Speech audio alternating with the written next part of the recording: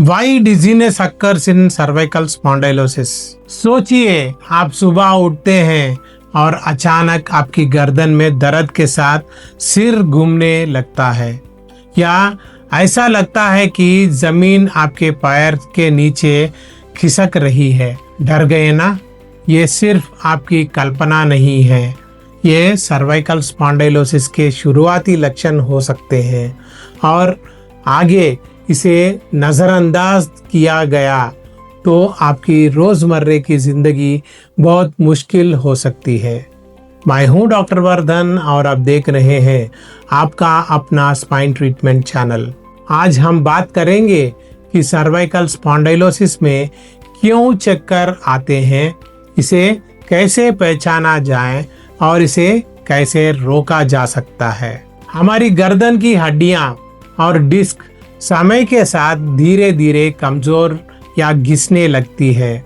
इसे हम डिजेनरेशन कहते हैं। जब यह होता है तो सिर्फ दर्द ही नहीं बल्कि कई बार सिर घूमना, मतली होना, बैलेंस की समस्या और कभी कभी हाथ पैरों में सुन्नपन जैसे परेशानियां भी होती है।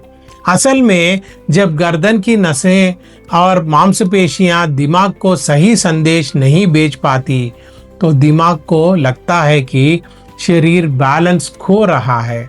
यही वजह है कि अचानक चक्कर महसूस होने लगता है। इसके अलावा अक्सर देखा जाता है कि गर्दन की डिस्क या हड्डियों में बदलाव से नसों पर दबाव पड़ता है। इससे दिमाग को गलत सिग्नल्स जाते हैं और बैलेंस बिगड़ जाता है। कभी कभी गर्दन में खून ले जाने वाली धमनियों यानी आर्टरीज पर दबाव पड़ने से दिमाग तक पर्याप्त रक्त नहीं पहुंच पाता। इसका असर यह होता है कि सिर हल्का घूमने लगता है, खासकर जब आप गर्दन हिलाते हैं या अचानक उठते हैं। हमारे गर्दन में ऐसे रिसेप्टर्स भी होते हैं जिन्हें प्रोप्रियो रिसेप्टर्स कहते हैं। ये दिमाग को बताते हैं कि हमारा शरीर किस स्थिति में है। अगर ये सही तरीके से काम ना करे तो बैलेंस बिगड़ जाता है।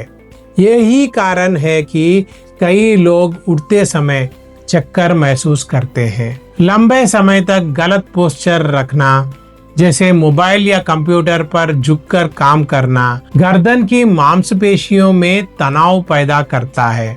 मांसपेशियों में यह खिंचाव नसों को उत्तेजित करता है और चक्कर आने लगता है। कभी कभी यह असर हमारे आंतरिक कान तक भी पहुंचता है, जो शरीर का बैलेंस बनाने वाला मुख्य अंग है।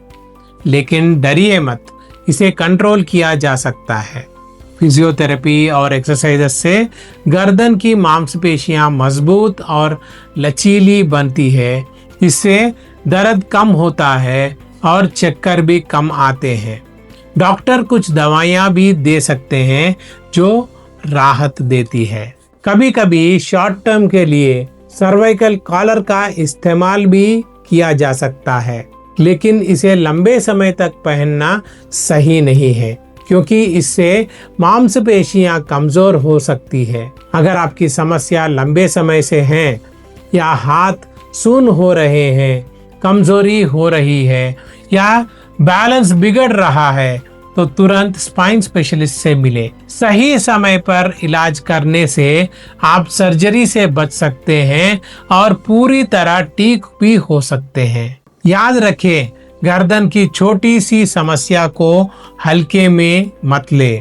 सही इलाज, एक्सरसाइज और पोस्चर सुधार से आप इसे पूरी तरह कंट्रोल कर सकते हैं और फिर से बिना डर के अपनी रोजमर्रे की जिंदगी जी सकते हैं। अगर आपको ये वीडियो पसंद आया तो इसे लाइक, शेयर और स्पाइन ट्रीटमेंट चैनल को सब्सक्राइब करना ना भूलें। नीचे कमेंट में अपने सवाल जरूर भेजें, हम जल्दी जवाब देंगे। साथ ही कंसल्टेशन, जांच और इलाज के लिए स्क्रीन पर दिख रहे नंबर पर तुरंत कॉल करें। अपनी गर्दन को हल्के में मत ले, स्वस्थ रहे और हमेशा सक्रिय रहे।